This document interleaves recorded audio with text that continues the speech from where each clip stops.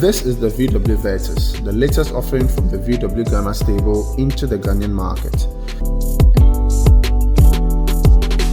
It is a subcompact sedan replacing the VW Polo and Passat. This seems to give it characteristics from both cars, that is, space and youthfulness.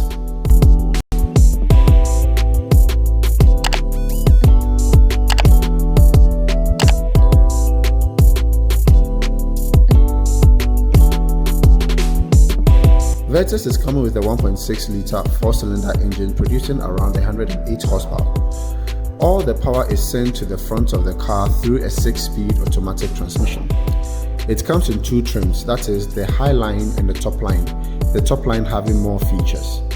The car comes with a lot of fun and interesting features, a beautiful exterior and a welcoming interior.